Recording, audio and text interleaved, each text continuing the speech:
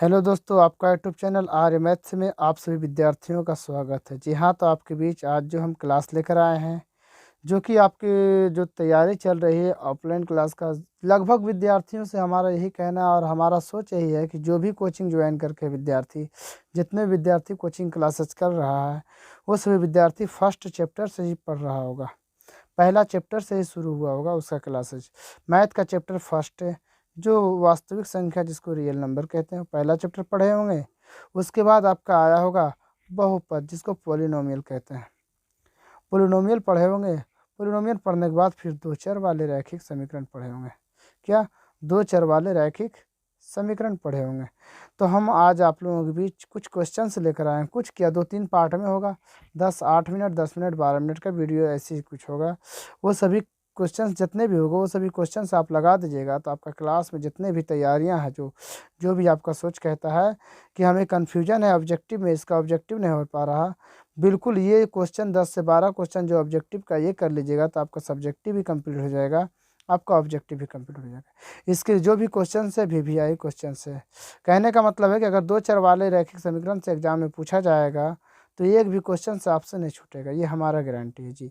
आपका यही बोलते हैं। आप आर्य मैथ्स के साथ आज अगर जुड़े हैं, आप लोग आर्य मैथ्स से हो या फिर WA मैथ्स से हो, अगर जुड़े हो तो इस चैनल को सब्सक्राइब कर लीजिए। सब्सक्राइब करके बेल आइकन को प्रेस कीजिए, क्योंकि इस पे एक नई चैप्टर ट्रिगोनोमेट्री स्टार्ट होने वाली है। कुछ ही दिनों में स्टार्ट हो जाएगी ट्रिगोनोमेट्री का चैप्टर से, जो कि आपको प्रैक्टिकली क्लास होगी, जो आपको बोर्ड पर शो की जाएगी। क्वेश्चन से आंसर किस तरह से बताया जाएगा, जो कि आपको फेस टू फेस बताएंगे, ताकि आप सीख पाओ खूब अच्छे से। पूरी महीने पास बहुपद का भी वीडियो आएगी, बहुपद का भी क्लास जो ऑब्जेक्टिव का वो भी आएगी। उसके बाद आपका पहला चैप्टर रियल नंबर का भी आएगी। एक एक क्वेश्चन 50-50 क्वेश्चन करवाएंगे इस चैप्टर से, ताकि आपका छूटे नहीं एक भी ऑब्जेक्टिव। जी हाँ, तो देखिए ध्यान से। कहता है एक रैखिक समीकरण का घात होता है। जी, आपको मालूम है कि रैखिक आखिर वो कहलाता है क्यों? समीकरण जैसा भी हो और कोई भी हो, समीकरण कैसू भी हो, जैसा भी हो, कोई भी हो, उसका केवल घात, चर का घात एक ही होना चाहिए। देखिए 2x की पावर 1 है, 2y की पावर 1 है, 1 है, 1 है घात, 1 घात है। तो यही कहता है एक रैखिक समीकरण का घात होता है। तो ऑप्शन नंबर सी आंसर आएगा कि एक होता है। आप लोग अगर बनाते हो तो पूरा A to Z क्वेश्चन को बनाकर लास्ट में कमेंट करिएगा, सर हमारा इतना सही गया। जी, ये फर्स्ट क्वेश्चन का जवाब था। देखिए अब सेकंड क्वेश्चन के प्रति बात करेंगे। सेकंड क्वेश्चन भी बेहतरीन लाजवाब क्वेश्चन है। कहता है क्या, जरा देखिएगा ध्यान से। सेकंड क्वेश्चन भी आपसे कहता है क्या, तो जरा देखिएगा ध्यान से। कहता है युगपत समीकरण इतना इतना है का निकाय। अरे भैया समझना है, आपको समझ करके जवाब देना। बताइए निकाय क्या होगा। देखिए जैसे कि आपको समझना है, यहाँ क्या 2 है, मतलब A1 बटा A2 क्या 4 है, A3 है, B1, B2 क्या है 6 है, 5 है, C1, और C2 क्या है 9। बताइए 3 दूआ 6, 2 दूआ 4, तो ये और दोनों तो बराबर हो गया, ये बराबर होगा नोट। तो पहला बराबर दूसर का बराबर नहीं है, दूसर का बराबर नहीं है। तो ये कौन सी समीकरण का नियम है? तो यह समीकरण समांतर समीकरण का नियम है। कैसे समीकरण का नियम है? समांतर समीकरण का नियम है। और जो समीकरण समांतर होता है, जो समीकरण समांतर होता है वह असंगत होता है। क्या होता है? असंगत ग्राफ होता है। उसका ग्राफ कैसी होती है? असंगत कहलाता है। क्या कहलाता है? असंगत कहलाता है। समझ में आई बात? इस तरह के टॉपिक, इस तरह का सवाल है, आप लोग बहुत होश और हवास के साथ, सूझबूझ के साथ जवाब लगाइएगा। देखिए आगे की बातें क्या कहती है, जो समझिएगा जरा ध्यान से। कहता है कि आपसे, कहता है थर्ड नंबर सवाल, कहता है के किस मान के लिए समीकरण इतना इतना बराबर इतना समपाती है। समपाती के इक्वेशन को पहले देखिएगा। समपाती का इक्वेशन होता है A1 बटा A2 बराबर B1 बटा B2 बराबर C1 बटा C2। मतलब सब बराबर होना चाहिए। क्या? सब बराबर होना चाहिए। A1 क्या है? यहाँ पे कुछ नहीं, क्या यहाँ पे कुछ नहीं, क्या 1 है, बटा A2 क्या है? 2 है। आपको दिख रहा है? 2 बराबर B1 क्या? K है, बटा, अब B2 क्या, सॉरी B1 K नहीं, सॉरी B1 क्या है? 2 है, B1 2 है। अब B2 क्या है? B2 K है, B2 क्या? K, B2 K। बताइए K को इधर भेजेंगे तो K हो जाएगा। इधर क्या पहले से 2 है, 2 भागा में, उधर जाएगा तो गुना में, तो K बराबर 2 दूना 4। आपका आंसर क्या होगा? 4। देखिए कहीं पर दिख रहा है ऑप्शन क्या? 4। ऑप्शन नंबर सी आपका राइट आंसर क्या हो जाएगा? ऑप्शन नंबर सी।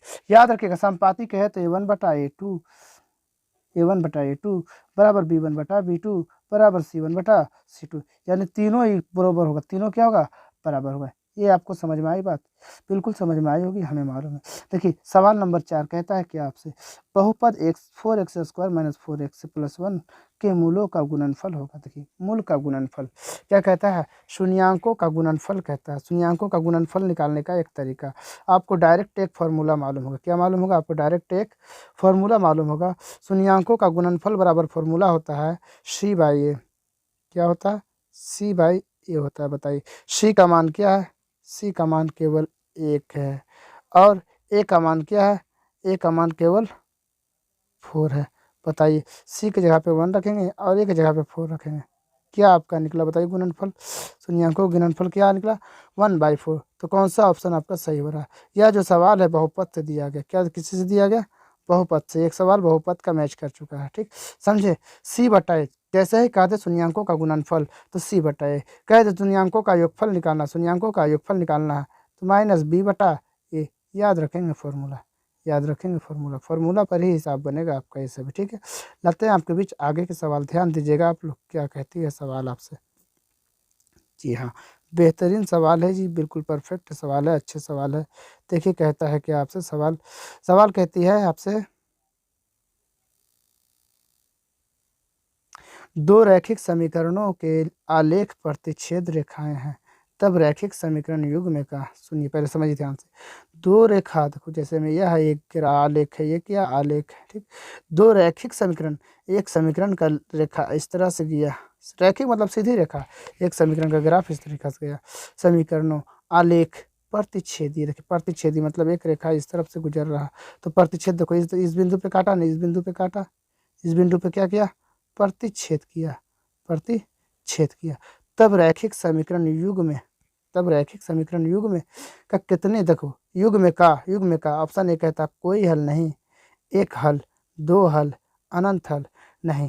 जो रेखा प्रतिच्छेद करती है, जो रेखा प्रतिच्छेदी ग्राफ कहलाती है, जो रेखा प्रतिच्छेदी समीकरण कहलाती है, उसका केवल अद्वितीय हल कहते हैं। क्या कहते हैं? अद्वितीय हल। और अद्वितीय हल एवं एक हल को कहा जाता है। अद्वितीय हल केवल एक हल को कहा जाता है। समझ में आई बात? PBI सवाल है, PBI सवाल है, समझे कि नहीं? बहुत इंपॉर्टेंट सवाल है। जी हाँ, ऐसे सवाल को कम से कम आप लोग 2 दफ़े 3 दफ़े हो सके तो रिवीजन कर लीजिएगा, बेहतरीन होगा आपके लिए, बहुत बेस्ट होगा, समझे कि नहीं। बातें करते हैं आगे के सवाल का, तो देखिएगा सवाल नंबर 6 से आपसे क्या कहता है, जरा ध्यान दीजिएगा क्या कहता है सवाल नंबर 6 से आपसे। सवाल नंबर 6 से कहता है, दो रैखिक समीकरणों के आलेख समांतर रेखाएं हैं, तब रैखिक समीकरण युग्म का। देखिए एक आलेख है, देखिए ये आलेख है, एक ग्राफ ऐसा आया, एक और समांतर में बोल रहा है, समानांतर देखो इस तरह से, यानी रेलवे पट्टी की तरह से बिल्कुल एकदम सीधी रेखा समांतर जाए, एकदम समान दूरी पर गुजरे, समान दूरी से कट कर गुजरे, एकदम समानांतर, दोनों के बीच का अंतर क्या हो? ये जो अंतर दिख रहा है ये वाला, दोनों के बीच का अंतर समान हो, बराबर हो। आलेख अगर समांतर रेखाएं तब रैखिक समीकरण युग्म का। देखिए ऑप्शन ये कहता कोई हल नहीं, एक हल, दो हल, अनगिनत। ना ही अनगिनत होगा, ना ही एक हल होगा, ना ही दो हल होगा, तो क्या होगा इसका? कोई भी हल नहीं होगा, क्योंकि हल जब ही होगा जब एक दूसरे के साथ रेखाएं टकराएगी, जब एक दूसरे के साथ रेखाएं टकराएगी। यदि प्रतिच्छेदी एक दूसरे को काट देती है तो उसका केवल एक हल होता है। यदि रेखा संपाती उसी रेखा पर काट कर गुजरती है, उसी रेखा पर गुजरता है, तो उसका अनगिनत हल होता है, अनेक हल होता है। लेकिन जो कभी रेखा एक दूसरे के बीच टकराए ही नहीं, कभी ग्राफ एक दूसरे के बीच टकराए ही नहीं, तो उसका कोई हल नहीं होता है। तो इसलिए ऑप्शन ए आपका राइट आंसर होगा, ऑप्शन ए आपका राइट आंसर होगा। समझे कि नहीं बात को? देखिए आगे के सवाल क्या कहता है। अरे भाई ये सब बहुत हैवी सवाल है, अच्छा सवाल है, इंपॉर्टेंट है, ध्यान लगा कर देखिए। अगर दिमाग ना काम करे तो फिर से देखिए, आप सीख जाना इस चीज़ को खूब अच्छे से। कहता है आगे की बात, जरा देखिएगा ध्यान से, सुनिएगा। कहता है A1/A2 बराबर B1/B2 not equal to C1/C। देखो पहले ठीक है, पहले तो ठीक है, पहले तो ठीक है, अब लास्ट वाला क्या गड़बड़ है, लास्ट वाला क्या गड़बड़, हम क्या बोलें, जब पहले सोझिया जाए लास्ट वाला गड़बड़ हो तो उसमें तो कोई ना कोई राज होता है, कोई ना कोई राज होता है। तो ऐसे समीकरण निकाय इतना इतना इतना A1 x से B1 y प्लस C1 बराबर 0, A2 x plus B2 y plus C2 बराबर 0 का क्या क्या होगा रे भाई, क्या होगा? यानी ऐसा इक्वेशन है, नॉट इक्वल टू पहले बराबर है बाद में बराबर नहीं है, तो इसमें क्या होता है? कोई हल नहीं, अद्वितीय हल, अनेक हल, दो हल। तो पहले आपको पहचानना समीकरण क्या, समीकरण क्या है। तो जब A1 बटा A2 हो जाए बराबर B1 बटा B2 हो जाए, नॉट इक्वल टू C1 बटा C2 हो जाए। जैसे ही यहाँ पर नॉट इक्वल टू आ जाए, पहले बराबर हो जाए, तो यह समानांतर कहलाएगा। क्या कहलाएगा? कैसा समीकरण कहलाएगा? समांतर समीकरण कहलाएगा। और जो समांतर समीकरण होता है उसका कोई भी हल नहीं होता, उसका कोई भी हल नहीं होता। साथ साथ और एक बात याद रखिएगा, वह असंगत भी होता है, असंगत भी होता है, याद रखिएगा। क्या? असंगत भी होता है, कोई हल भी नहीं होता, असंगत भी होता है। याद रखेंगे आप लोग खूब अच्छे से। देखेंगे आगे के सवाल, सवाल नंबर जो 8 आपके बीच मौजूद है। देखिए बहुत बेहतरीन बेस्ट परफेक्ट सवाल है। कहता है क्या? कहता ए का मान जिसके लिए समीकरण निकाय ए एक्स प्लस 10y बराबर 0, 2x प्लस 5y बराबर 0 का एक शून्योत्तर हल है। क्या कहता है? एक शून्योत्तर हल है। शून्योत्तर हल के मतलब कोई हल नहीं, शून्य हल, यानी एक भी हल नहीं है। तो समझ में आई बात? तो जिसका एक भी हल नहीं हो वो समानांतर समीकरण का भाग होता है। किसका होता है? समानांतर समीकरण का भाग होता है। बताइए A1 क्या है? A1 A होता है बटा A2 क्या? A2 2 होता है। A1 A होता है, A2 क्या होगा? A1 A होता है, A2 क्या है? 2 है। B1 क्या है? B1 10 है। और B2 क्या? देखो A1 इसके साथ इसके साथ, B1 इसके साथ इसके साथ, 10 है, नीचे क्या है? 5 है। और C1 क्या है आपका? 0 बटा 0 है। बताइए जरा ध्यान से कि यहाँ क्या A1 A है बटा इतना है। सुनिए उत्तर हल, तो ये दोनों बराबर, ये नॉट इक्वल टू होता है, तो यहीं से हम लोग देख लेंगे। ऐसा करते हैं, कुछ A बराबर निकालना है ना, तो ऐसा करते हैं 5 दूए 10 कट गया, इसलिए A बराबर क्या हो जाएगा? 2 को उधर भेजेंगे तो 2 गुने 2, तो क्या हो जाएगा उसका आंसर? A का मान 2 दूना 4। तो देखिए ऑप्शन नंबर A आपका राइट आंसर है। क्या हो रहा है आंसर आपका? 2 दूना 4 निकल कर आ रहा है आपका आंसर। क्या आ रहा है आंसर आपका? 2 दूना 4 निकल कर आंसर आ रहा है आपका। ठीक है, आंसर 4 निकल कर आ रहा। जी बातें करेंगे आगे के सवाल का। फिर क्या कहता है देखिएगा ध्यान से। 9वां सवाल भी आपसे ही कहता है। ए का जिस के लिए समीकरण निकाय ए एक्स माइनस वाई बराबर 2, 6x माइनस 2y बराबर 3 का एक आदितीय हल है। क्या है? एक आदितीय हल है। आदितीय हल का मतलब समझ रहे हो? जिसका केवल एक ही हल होता है, जिसमें कहता है क्या? ए का मान ज्ञात कर। बताइए एक हल वाला क्या होता है? इक्वेशन, इक्वेशन यही होता है A1 बटा A2 not equal to B1 बटा B2 not equal to C1 बटा C2 या तो इक्वल टू C1 बटा C2। ऐसा होता है, समझ में आई बात? इस तरह से होता है। तो जैसे में समझिएगा A1 क्या है आपका? A1 आपका A है बटा A2 क्या? देखो A2 अगला समीकरण में देखें क्या 6 है, नॉट इक्वल टू B1 बटा B2। B1 क्या है? -1 है। बताइए B2 क्या? देखो -2 है, माइनस से माइनस कट गया। बताइए इसलिए ए का मान रखेंगे ऐसे ही और छो को उधर भेज देंगे तो छो गुना में चल जाएगा। अब बटा में क्या है? 2, 2 तरीका छो, यानी ए नॉट इक्वल टू क्या हो जाएगा? 3। ए नॉट इक्वल टू क्या आएगा? 3। जरा बताइए ए नॉट इक्वल टू 3 देता है? इसका कौन सा ऑप्शन सही आता है? ध्यान दीजिए ध्यान से। हाँ चलो सोचिए, not equal to 3, not equal to 3, तो ऑप्शन नंबर बी आपका राइट आंसर। कौन सा आंसर आपका सही हो रहा है? ऑप्शन नंबर बी आपका राइट आंसर हो रहा है जी। तो देखिए 10वां नंबर सवाल आपसे क्या कहता है, ध्यान लगाइएगा, बहुत अच्छे और बेहतरीन सवाल है।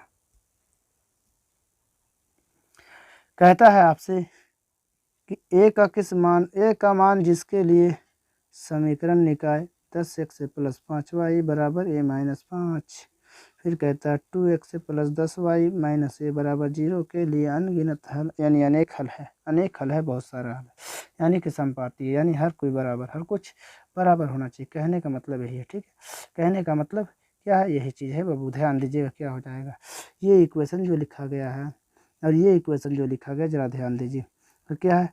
10x, देखो ध्यान दो, क्या चीज़ का मान निकालना? ए का मान निकालना है ना। ध्यान दीजिए, इस ए अगर माइनस में इधर तो बराबर को उस तरफ ले जाएंगे तो प्लस में हो जाएगा, प्लस में हो जाएगा। तो बताइए ध्यान से कि A1 क्या हो जाएगा? A1 10 है बटा A2 क्या हो जाएगा? 20। अनगिनत है यानी संपाती, बराबर में जाएगा। बताइए B1 कितना है? B1 कितना है? 5। और B2 कितना है? 10। बताइए बराबर C1 कितना है आपका? तो कोई इसको उस तरफ भेजेंगे तो प्लस में, तो प्लस हो जाएगा। C1 कितना है? A माइनस 5 बटा, ये माइनस में ये है तो उस तरफ ले जाएंगे तो प्लस में हो जाएगा।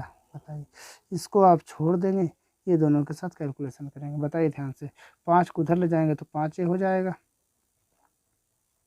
बराबर, ध्यान दीजिए। फिर देखो 10 से ए में गुना करेंगे तो 10a हो जाएगा और प्लस माइनस 10 बचे 50 हो जाएगा ना जी। यही ना कहने का मतलब है, 10 बचे 50 हो जाएगा। इधर को बची 5a। बताइए ध्यान से क्या हो जाएगा। 50 को एने लाएंगे तो प्लस हो जाएगा। अब 5a को उधर ले जाएंगे, 10 में से 5a घटा तो 5a बचा। 5 को इधर लाएंगे तो बट्टा हो जाएगा।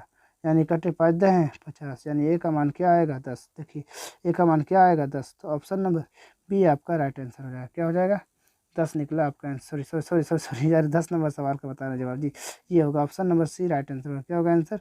ऑप्शन नंबर सी होगा राइट आंसर जी। तो देखिए 11 नंबर सवाल क्या कहता है आपसे। सवाल नंबर 11 कहता है आपसे कि समीकरण निकाय x से प्लस 2y बराबर 3, 5x प्लस ky बराबर 5 के अनगिनत हल होने के लिए के का मान। डायरेक्ट फिर वही मौसम प्रोसेस है।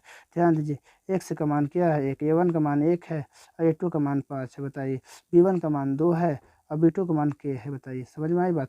बाकी सब छोड़ दीजिए ना, सही अनगिनत हल है, यानी यही दोनों पास कैलकुलेशन कर लो। k को इधर भेजेंगे तो गुना में आ जाएगा। बताइए 5 को उधर ले जाएगा तो 5 दूनी 10। बताइए डायरेक्ट आप लोग सोच कर जवाब दीजिएगा। 5 दूनी 10 यानी के का मान क्या निकला 10। तो ऑप्शन नंबर बी आपका राइट आंसर हो जाएगा। कौन सा आंसर होगा आपका? Right answer. देखो ये सभी VVI सवाल है बाबू, VVI सवाल, यानी इतने इतने सवाल हम डालेंगे आपके बीच, लाएंगे आपके बीच अपलोड करेंगे। जी हाँ, तो देखिए एक और लास्ट सवाल है जो समझ लीजिएगा आप लोग खूब अच्छा से। कहता है क्या, यदि रेखाएं एक बिंदु पर प्रतिच्छेद करती हैं, यदि रेखा एक बिंदु पर, चलो ये ग्राफ है, इससे खींचे ऐसे खींचे, एक बिंदु पर प्रतिच्छेद करती है। चलो एक बिंदु पर क्या करती है? प्रतिच्छेद करती है। तो वह बिंदु दोनों समीकरणों का अनेक हल होता है, अद्वितीय हल होता है, कोई हल नहीं होता है। तो यह बिंदु जो होता है दोनों समीकरणों के लिए केवल अद्वितीय हल होता है। क्या होता है? अद्वितीय हल होता है, यानी एक हल होता है। तो एक बिंदु x का निकलता है मान और एक बिंदु y का मान निकलता है। बात समझे कि नहीं? बात समझे कि नहीं? ये हुई आपका ऑब्जेक्टिव लगभग कंप्लीट हुई। बाकी आगे की टॉपिक आगे की वीडियो में बात करेंगे। तो हाँ, तो आप लोग यदि हमारे क्लास के साथ नई और पहली बार जुड़े हो इस यूट्यूब चैनल के साथ, आर्य मैथ्स के साथ, तो इसे चैनल को सब्सक्राइब कर लो और बेल आइकन को प्रेस कर दो, ऑन कर लो, ताकि जब भी हम क्लास वीडियो अपलोड करें तो आपके पास नोटिफिकेशन जाए। ये सब क्लास को आप लोग गंवाइएगा मत। अगर आप लोग देख रहे हो तो और भी स्टूडेंट के पास शेयर करिए, ताकि वो लोग भी इस तरह के सवाल का जवाब पूरा कर सके। जी हाँ, तो आप लोग से यही कहना हमारा, और दूसरी बात नहीं। और हमारा यूट्यूब चैनल WA मैथ्स जो है, उस पर आप लोग हिंदी गोधूली का ऑब्जेक्टिव डाला जा रहा है वो पढ़ सकते हैं। हिंदी गोधूली का ऑब्जेक्टिव डाला जा रहा है वो पढ़ सकते हैं। ऑब्जेक्टिव उर्दू का डाला जा रहा है वो पढ़ सकते हैं। नन हिंदी का ऑब्जेक्टिव डाला जा रहा है वो आप पढ़ सकते हैं। मैथ का भी क्लास स्टार्ट होगा, जो सिलेबस वाइज चैप्टर वाइज चलेगा वो बहुत जल्द होगी, बताएंगे आपको, सूचना देंगे। जी हाँ, तो लाइक करिए क्लास को ताकि हमें मोटिवेशन मिले। मिलते हैं अब आगे क्लास में। Okay bye.